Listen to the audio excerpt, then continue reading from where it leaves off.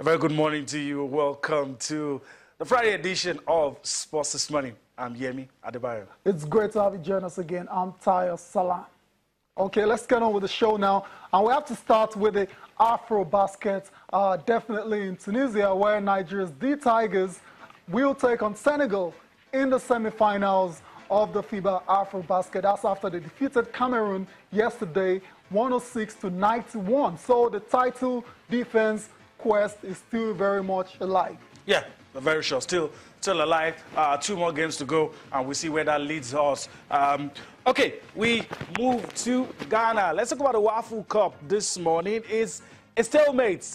Nothing will separate the Eagles. The Super Eagles of Nigeria and the Eagles of Mali had a share of the spoils, and it ended goalless. This hasn't come as a surprise to me. I guess when two Eagles battle, it's only, very almost likely to result in a stalemate. But still 1 point on the board for the Super Eagles of Nigeria. And still on the show this time, we're going to talk boxing. Now, we've been talking about this for the past couple of days. We're getting ever closer now. The battle for supremacy between arguably the most, arguably the pound-for-pound boxers in the world. The top two, that is Canelo Alvarez and Triple G Golovkin. Yeah. We're very close now. It's tomorrow, and these guys are expected to actually give us an epic fight at the T-Mobile Arena in Las Vegas. Yeah, both guys are guys who can take punches, can throw punches. Right. You're not going to see a fight where somebody's going to dance around, try to avoid. These guys, the only way they know how to win is to go in there and fight. Right. And they're not people who are master strategists. They're just somebody who just goes there. They don't even try to outpunch you. They want to knock you out. That's what Canelo and Triple G, that's what they do. So we'll see. I don't think this bout is going to last 12 rounds. I think one of them is going to kiss the dust. I don't know who it's going to be. My smart money on Golovkin, but we've seen stranger things happen. But anybody that wins this bout is a worthy winner. And the fact that both guys agreed to this bout means that they feel that they hold it to the fans to make this happen. Right. I mean, a lot of credit to both boxers for actually signing up for this fight. Like I said, we've seen great boxers, in the past, in recent past, ducking each other because no one is trying to lose. No one wants to have that L on his record. For example, Golovkin could have easily just kept on fighting boxers, taking on very risky opponents and just maintained his 37-0 record. But he decided to go for the biggest guy in boxing right now. Make no mistake about it, Canelo Alvarez is the biggest face in boxing right now, and it's going to be like an all-out war when these two guys face each other on Sunday morning. That's Nigerian time. Tail of the tape, Yemi, let's just go through. Yep. Quickly, you talked about the age might just be a factor. A lot of people think that's going to be a factor. 8 years difference between the two of them, Golovkin, the older one. Yeah, we'll find out when fight night comes around. The height, not a lot, Canelo is a bit shorter than Golovkin, but we've seen shorter boxers absolutely destroy taller ones. So I don't think that should make much of a difference at all. The reach, which is very important in boxing, Golovkin just edges that one by a couple of centimeters, actually. Yeah. Okay. Canelo actually edges that one by 1 centimeter. But you see, reach could go either way sometimes. Right. If you're going against an offensive boxer, the reach doesn't matter because he also is trying to fight. But if you're going against a defensive boxer, the reach matters because that defensive boxer is going to try to keep you away as much as possible. So I think the reach might not be a factor because both guys want to fight. So let's see.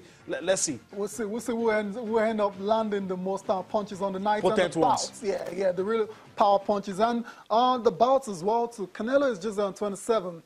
He's at 51 bouts. Incredible. I mean, for such a short career relatively, that's because he actually started boxing really early. 2021. Yeah. Just 7 years.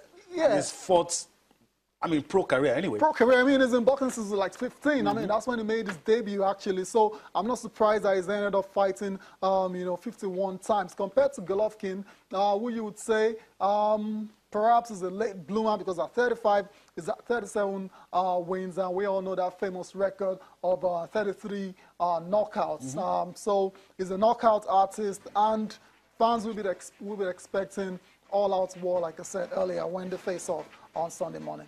I don't expect anything less. Like you said yesterday, if you're a purist, this is the kind of bout you want to see. Right. And both guys don't have anywhere to hide.